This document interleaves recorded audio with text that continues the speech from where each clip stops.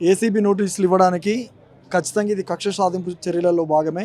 ఈరోజు తెలంగాణ కాంగ్రెస్ ప్రభుత్వం వచ్చిన తర్వాత అనేక బస్ డిపోలలో ఎలక్ట్రిక్ బస్సులను కూడా ఓపెన్ చేయడం జరిగింది. రీసెంట్గా మొన్నటికి మొన్న మా సొంత జిల్లా అయినటువంటి సూర్యాపేటలో కూడా సూర్యాపేట డిపోలో 40 ఎలక్ట్రిక్ బస్సులని వాళ్ళు ఓపెన్ చేయడం జరిగింది. వీటన్నిటికీ కారణం ఏంటంటే ఆ రోజు కేటీఆర్ గారు ముందు వరుసలో నిలబడి ఆ రోజు ఎలక్ట్రిక్ అంటే ఈ కార్ రేసింగ్ పెట్టడంలో భాగంగానే ఈరోజు ఎలక్ట్రిక్ సంబంధించినటువంటి కంపెనీలు కావచ్చు, ఫ్యాక్టరీస్ కావచ్చు, బస్సులు కావచ్చు, ఇట్లా అనేక వెహికల్స్, స్కూటర్స్ కావచ్చు, కార్లు కావచ్చు, ఇట్లా అనేకంగా వస్తున్నాయంటే ఆ రోజు ఫార్ములా కార్ రేస్ అటువంటిది పెట్టడం, అట్లాంటి అంత పెద్ద ఇంటర్నేషనల్ ఈవెంట్ పెట్టడం వల్లనే ఈరోజు ఇన్ని రకాల ఫెసిలిటీస్ తోటి ఈరోజు తెలంగాణ రాష్ట్రంలో ముందుకు వెళ్ళబోతున్నాయి. కాబట్టి ఏదేమైనా రాజకీయాలలో కక్ష సాధింపు చర్యలలో భాగమే.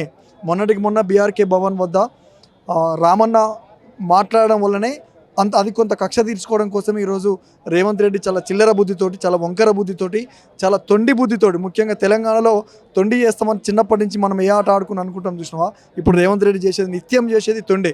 పరిపాలన చేతగాక నిన్నగాక మొన్న గద్దర్ అవార్డు పెట్టిండు. ఆయన ఇచ్చినటువంటి అవార్డ్స్లలో కనీసం 25 పైసల వంతు కూడా అవార్డ్స్ తీసుకోవడానికి సినిమాలో ఉన్నటువంటి వాళ్ళు ప్రకటించినటువంటి వాళ్ళు ఎవరు రాలేదు. యాక్టర్స్ కావచ్చు, మ్యూజిషియన్స్ కావచ్చు, క్యారెక్టర్ ఆర్టిస్టులు కావచ్చు, ఇట్లా చాలామంది రాకుండా ఈరోజు గద్దర్ అన్న అవార్డుకు కూడా కొంత తగ్గించే ప్రయత్నం చేసినటువంటి భాగంగానే. కాబట్టి ఇప్పటికైనా చిల్లర బుద్ధి, వంకర బుద్ధి, తొండి బుద్ధి మానుకొని పరిపాలన మీద దృష్టి పెట్టి ఎక్కడైతే కేసీఆర్ గారి ఆనవాళ్ళను తుడిచేస్తానడో ఇవాళ అదే ఆనవాళ్ళల్లో ఉన్నటువంటి పోలీస్ కమాండ్ కంట్రోల్ రూమ్లో కూర్చొని క్యాబినెట్ చేస్తున్నాం. కాబట్టి ఇట్లాంటి చిల్లర బుద్ధిని మార్చుకొని రేవంత్ రెడ్డి పరిపాలన మీద దృష్టి పెట్టాలని మేమందరం కళాకారులుగా మేమందరం కోరుతున్నాం.